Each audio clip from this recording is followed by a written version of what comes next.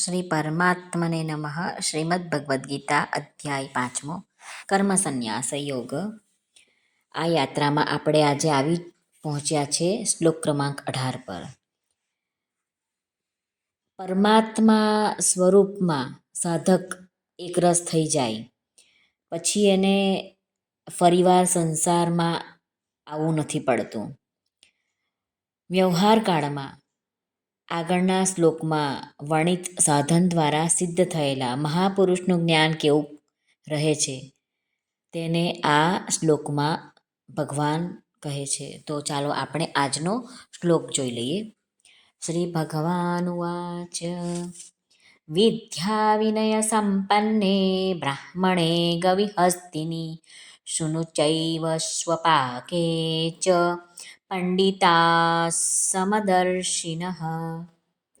આ શ્લોકમાં આવતા સંસ્કૃત શબ્દોના ગુજરાતી અર્થ જોઈ લઈએ તો પંડિતાહા એટલે જ્ઞાની મહાપુરુષો, વિદ્યા વિનય એટલે વિદ્યા અને સંપન્ને વિનયશીલ, બ્રાહ્મણે એટલે બ્રાહ્મણમાં, ગવિ એટલે ગાય, હસ્તિની હાથી, શુની એટલે કૂતરામાં, સ્વપાકે એટલે ચાંડાળમાં, એવ એટલે પણ, સમદર્શિનઃ એટલે સમાન રૂપે પરમાત્માને જોવાવાળા હોય છે.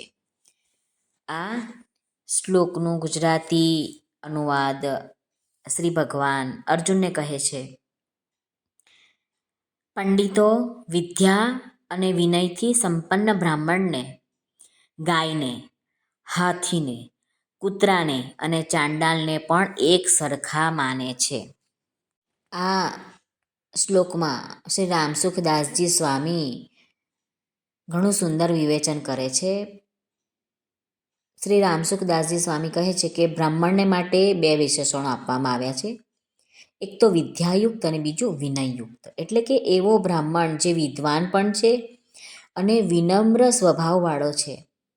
બ્રાહ્મણ હોવાથી તે જાતિથી તો ઊંચો છે જ, સાથે સાથે વિદ્યા અને વિનયથી પણ સંપન્ન છે. આ બ્રાહ્મણત્વની પૂર્ણતા છે. જ્યાં પૂર્ણતા હોય છે ત્યાં અભિમાન નથી હોતું.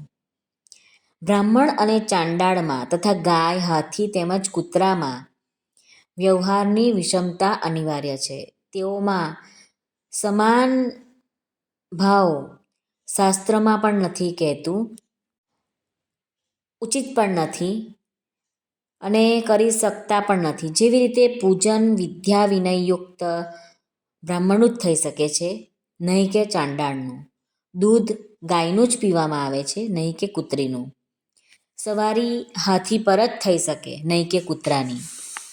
આ 5 પ્રાણીઓનું ઉદાહરણ આપીને ભગવાન એ કહી રહ્યા છે કે એમના પ્રત્યેના વ્યવહારમાં સમતા સંભવિત નથી તો પણ બધામાં એક જ પરમાત્મ તત્વ પરિપૂર્ણ તો છે જ. મહાપુરુષોની દ્રષ્ટિએ પરમાત્મ તત્વ ઉપર જ સદા સર્વદા રહે છે. એટલા માટે એમની દ્રષ્ટિ કદી વિષમ નથી હોતી. અહીં આપણને એમ શંકા થાય છે કે આવી રીતે ગાય, કૂતરા, હાથી, ચાંડાળ એ બધામાં સમતા કેવી રીતે લાવવાની? તો અને દ્રષ્ટિ વિષમ થયા વિના વ્યવહારમાં ભિન્નતા કેવી રીતે થશે? તો એનું સમાધાન કરતા શ્રી રામસુખદાસજી વર્ણવે છે કે પોતાના શરીરના બધા અંગો, મસ્તક, પગ, હાથ વગેરેમાં આપણી દ્રષ્ટિ પોતાપણું અને હિતની ભાવના સમાન રહે છે. છતાં પણ આપણે એમના વ્યવહારમાં ભેદ રાખીએ છીએ. જેમ કે કોઈને પગ અડકી જાય તો આપણે ક્ષમા માંગીએ છીએ, પરંતુ કોઈને હાથ અડકી જાય તો ક્ષમા માંગતા નથી. પ્રણામ મસ્તક અને હાથ વડે કરીએ છીએ, પગ વડે નહીં. એવી રીતે આંગળીઓનું પણ જુદું જુદું કામ હોય છે. કોઈને તર્જની આંગળી બતાવવાનો અને અંગૂઠો બતાવવાનો ભેદ તો બધા જાણે જ છે. આ રીતે શરીરના ભિન્ન ભિન્ન અંગોના વ્યવહારમાં તો ભેદ છે, પરંતુ આત્મીયતામાં ભેદ નથી હોતો. એટલા માટે શરીરના કોઈ પણ પીડિત અંગની ઉપેક્ષા નથી થતી.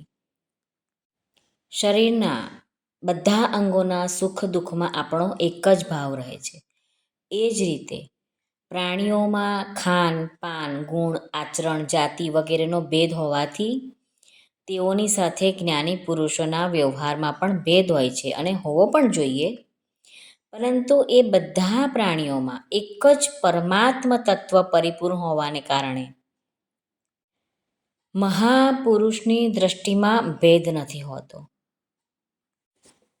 જ્યાં સુધી પોતાના સુખની લાલસા છે ત્યાં સુધી ગમે તેટલો આપણે પ્રયત્ન કરીએ ક્ષમતા નહીં આવે. પરંતુ જ્યારે હૃદયમાં એવી લગની લાગે કે બીજાઓને આપણે સુખ કેવી રીતે પહોંચાડી શકીએ, આપણે બીજાઓને આરામ કેવી રીતે આપી શકીએ, એમને લાભ કેવી રીતે થાય, એમનું કલ્યાણ કેવી રીતે થાય, ત્યારે ક્ષમતા આપમેળે આવી જાય છે.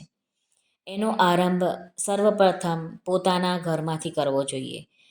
એનો આરંભ કરવા માટે આપણાથી ઘરમાં કે ઘરના વ્યક્તિઓ સાથે પણ કોઈને દુઃખ ન પહોંચે, કોઈને કષ્ટ ન પહોંચે એવા આપણે કાર્ય કરવા જોઈએ. ઘરમાં પણ આપણે કષ્ટ ભોગવવું પડે તો ભોગવી લેવું પડે, પરંતુ આપણે આપણા માતા પિતા, પતિ, પુત્ર, પુત્રવધુ, ભાઈ ભાભી વગેરેને સુખ થવું જોઈએ. ઘરવાળાઓને સુખ પહોંચાડવાથી હૃદયમાં શાંતિ આવશે જ. જ્યાં પોતાના ઘરનો પણ સંબંધ નથી ત્યાં સુખ પહોંચાડીશું તો વિશેષ આનંદની લહેરો આવવા લાગશે. પરંતુ મમતાપૂર્વક સુખ પહોંચાડવાથી આપણી ઉન્નતિ નહીં થાય. જ્યાં આપણી મમતા ન હોય ત્યાં સુખ પહોંચાડીએ અથવા જ્યાં આપણે મમતાપૂર્વક સુખ પહોંચાડીએ છીએ ત્યાંથી આપણી મમતા દૂર કરી દેવી જોઈએ. બંનેનું પરિણામ એક જ આવશે.